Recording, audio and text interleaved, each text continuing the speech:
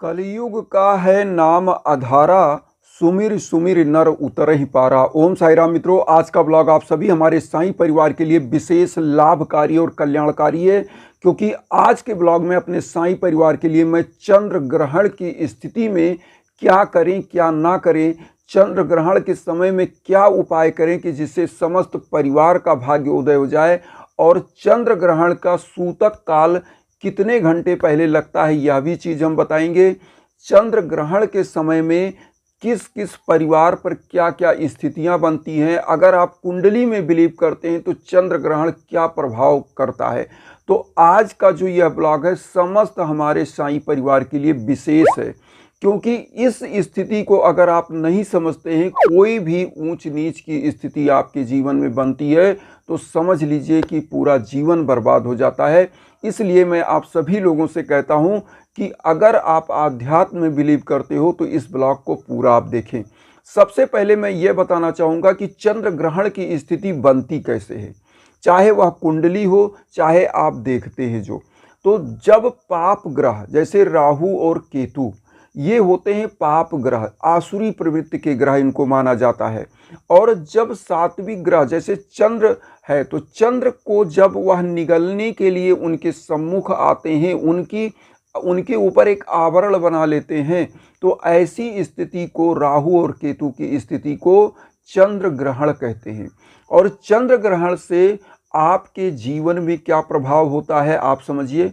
जब अगर आप कुंडली में बिलीव करते हो, कुंडली में नहीं भी बिलीव करते हो तो हमारी सृष्टि में आप विश्वास करते हो, जिस धरा पर आप हो, जिस आसमान के नीचे आप हो, या घटना आपके ऊपर आपके आसमान में घट रही है तो उसका प्रभाव निश्चित आप पर पड़ेगा, क्योंकि इस धरा पर अगर आप विद्यमान हैं और ग्रह गोचर जो होते हैं वो हमारे इसी सृष्टि के हैं। तो जब ग्रहों में अंतर आता है तो आपके जीवन की प्रवृत्तियों में, आपके मनोवृत्तियों में भी अंतर आता ही आता है। तो होता क्या है कि चंद्र ग्रहण की स्थिति में होता क्या है कि चंद्रमा मन का कारक होता है, जो मन पर मलिनता लाता है, आपके सोचने विचारने पर मलिनता लाता है, आप जो कार्य करने जाते हो उसमें बाधा लाता है, आपकी समस्त कार्यों को बिगाड़ कर रख देता है। बहुत लोगों से आपने कहते सुना होगा कि का यार आपके जीवन में ग्रहण लगा है क्या। क्यों कहते हैं ऐसा कि वो ग्रहण की स्थिति ये होती है कि आपके जीवन को एकदम से ढक देता है। जब आपके मन में मलिनता होगी, आपके विचारों में मलिनता होगी, आप कोई कार्य करने जाओगे आपको उसमें डर लगेगा, कॉन्फिडेंस नहीं होगा, तो क्या होगा कि आप उस कार्य में कभी सफल नहीं हो सकते। तो यह ग्रहण ये स्थिति पैदा करता है। कुंडली में भी जिस भी ग्रह में अगर राहु और चंद्र एक साथ हैं वहाँ ग्रहण की स्थिति बनाती है। अगर 9 अंश के आसपास का जो बनता है तो उसको माना जाता है आंशिक चंद्र ग्रहण। अगर 7 अंश से भी नीचे का है तो वहाँ पूर्ण चंद्र ग्रहण हो जाता है और ग्रहण की स्थिति बन जाती है। और ग्रहण की स्थिति में क्या होता है, ऐसा जातक बहुत ही संघर्षों से सफलता प्राप्त करता है, क्योंकि उसके मन पर यह चीज़ ग्रहण हावी हो जाता है और उसके व्यक्तित्व को ही दबा देता है। तो यहाँ पर आज सबसे पहला सृष्टि में हमारे इस यूनिवर्स में, हमारे ब्रह्मांड में जो है यह चीज़ें घट रही हैं, तो इस घटना का कारण क्या है और इसका निवारण क्या हो सकता है। कारण तो मैंने बताया कि राहु और केतु जो पाप ग्रह हैं वो चंद्र को जो है ग्रहण लगा रहे हैं। तो जब सूतक काल कब लगता है आप समझिए। सूतक काल का मतलब होता है, जिसको बोलते हैं बहुत लोग प्रसव पीड़ा। जब माताएं बहनों को बच्चे का जन्म होना होता है तो प्रसव पीड़ा कुछ समय से स्टार्ट हो जाता है। इसी तरह से जब ग्रहण लगता है तो जो पीड़ा लगती है उस चंद्र ग्रह को, तो उसी को बोलते हैं सूतक काल। सूतक काल में क्या करना चाहिए क्या नहीं करना चाहिए, चंद्र ग्रहण में क्या करना चाहिए क्या नहीं करना चाहिए, अब इसका जवाब आप सुने। सूतक काल में क्या नहीं करना है, सबसे पहले तो जो पूजा स्थान है, आपको सूतक काल में पहले नंबर तो नहा धो लेना चाहिए, उसके पहले ही नहा धो लीजिए। लेकिन पूजा स्थान पर अपने प्रभु के जो मूर्तियां हैं, पूजा स्थान को नहीं छूना चाहिए। सूतक काल में ऐसी मान्यता है कि प्रभु को नहीं छूना चाहिए, तो वहाँ आप केवल दूर से बैठ सकते हैं। और अब क्या नहीं करना है, अगर आपके यहाँ भोजन पदार्थ है तो उसमें तुलसी का पत्ता डाल दें और उस समय पर भोजन ना बनाएं और ना खाएं, क्योंकि सूतक काल से ऐसी मान्यता है कि ही चंद्र ग्रहण की स्थिति शुरू हो जाती है। तो ऐसे समयों में ना तो ज़्यादा पानी पीना चाहिए, ना तो ज़्यादा यूरिन के लिए मतलब बाथरूम जाना चाहिए। ऐसी मान्यता है कि ऐसे प्रवृत्तियों से आपके ऊपर कुछ चीज़ों की दिक्कतें आती हैं। तो इसलिए कोशिश करें कि पानी वगैरह ये नहीं कह रहे कि मत पीजिए, लेकिन कोशिश करें उतना पिएं कि जितने से कम बार आपको टॉयलेट जाना पड़े। अब यहाँ पर स्थिति क्या आती है कि क्या नहीं करें में, आप और सुनिए। यहाँ पर एक स्थिति और आती है, कभी भी स्त्री प्रसंग नहीं करना चाहिए चंद्र ग्रहण के समय में। कभी भी आपको जो है इस समय में कोई भी मदिरापान, कोई भी मीट मछली, जो भी नॉनवेज खाने वाले हैं ऐसे लोगों को नहीं खाना चाहिए। क्योंकि ऐसे समय में अब क्या करना चाहिए आप समझिए, जो करना है वह क्या करना, हरि भजन, भगवान की कीर्तन, भगवान के निमित्त आज आपको पाठ करना है। क्योंकि ऐसी मान्यता है कि चंद्र कौन है, जो भगवान भोलेनाथ के, इसीलिए भोलेनाथ का एक नाम है चंद्रशेखर। तो वह कहाँ है, भगवान के जटा में धारण किए हुए चंद्र भगवान हैं। तो उनको भी हम भगवान की स्थिति रखते हैं। हमारे यहाँ माताएं बहनें करवा चौथ रहती हैं, चंद्र की स्थिति को देखकर ही, प्रणाम करके ही उनके बाद पानी और मतलब कोई भी आहार ग्रहण करती हैं। तो आप समझ सकते हैं कि चंद्रमा हमारे यहाँ कितना महत्वपूर्ण होता है। तो इसीलिए चंद्र ग्रहण में आपको प्रभु का ध्यान करना है। अब यहाँ पर एक चीज़ और हम बताना चाहेंगे कि चंद्र ग्रहण जब लगता है तो ऐसे समयों में देखिए सबसे बड़ी चीज़ क्या होती है, अब इसका स्थिति समझिए।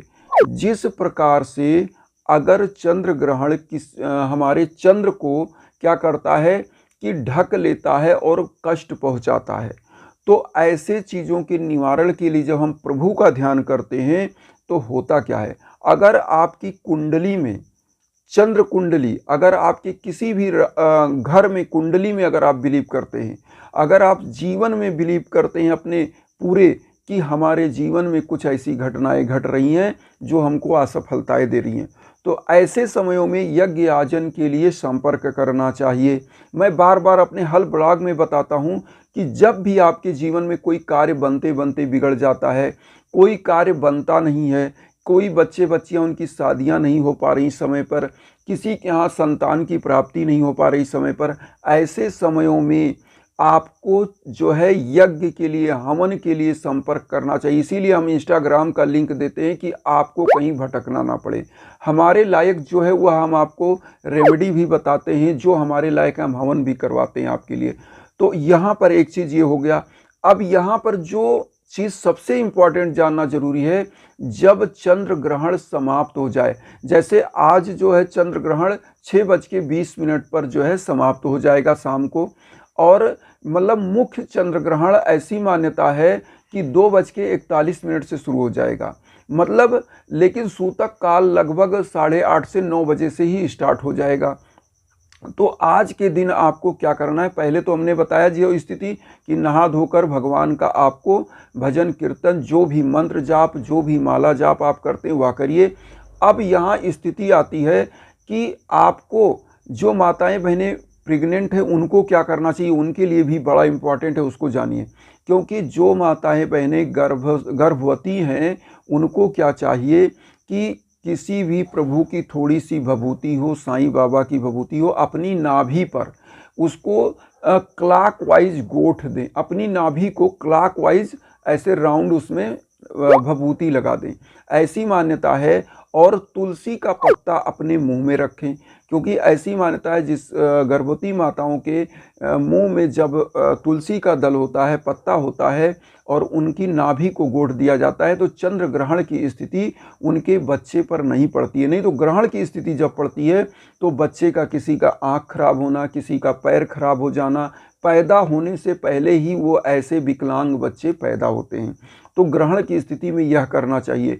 और सभी जो गर्भवती माताएं बहनें उनके लिए भी बहुत इंपॉर्टेंट, सुनिएगा आप, यहाँ पर क्या करना चाहिए, समस्त बंधु बांधवों को जब ग्रहण की स्थिति खत्म हो जाए तो अन्न का दान करना चाहिए, वस्त्र का दान करना चाहिए। इससे क्या होता है, मैंने जो बात लिखा है कि पूरे परिवार के भाग्य में उदय होगा।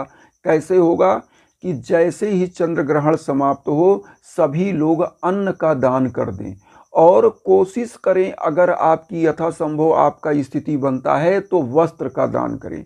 वस्त्र का दान करने से आपके शरीर पर जो कष्ट है, पूरे जीवन से रोग व्याधि बाधा, वह समाप्त हो जाता है। क्योंकि वस्त्र दान करने से शरीर को, ऐसा मान्यता है कि शरीर को सुख मिलता है। अन्न दान करने से आपके समस्त मनोवांछित इच्छाएं पूरी होती हैं और उदर की पूर्ति प्रभु निरंतर करते हैं। आपको कभी अर्थ की घाटा नहीं होता, मतलब धन का घाटा नहीं होता, अन्न का घाटा नहीं होता है। तो वस्त्र और अन्न का दान महादान माना गया है। तो इस दिन करने से आपके पूरे परिवार का भाग्य उदय होगा। तो यह चीज़ आप जान लें, इसीलिए हमने आज का ब्लॉग बनाया। बहुत सारे हमारे साईं परिवार यह चीज़ पूछ रहे थे कि गुरुजी क्या करें क्या ना करें, और चंद्र ग्रहण की स्थिति में हमको क्या क्या करना चाहिए। तो आज के ब्लॉग में इसीलिए हमने बताया। आप सभी बंधु बांधवों से एक निवेदन है कि जो हम वसुधैव कुटुंबकम की विचारधारा लेकर चल रहे हैं, आप भी मुझे अपना परिवार बनाइए और मेरे चैनल को सब्सक्राइब करके आप भी जुड़ें, और हम सब लोग मिल करके इस धरा पर जो भी हमारे बंधु बांधव कष्ट में हैं उन सभी के लिए कुछ कर पाएँ। इसी उद्देश्य से आप सब लोग वीडियो भी उन तक शेयर करें जो किसी कारण से कष्ट में, दुख में। इसी भावना के साथ ओम साई राम।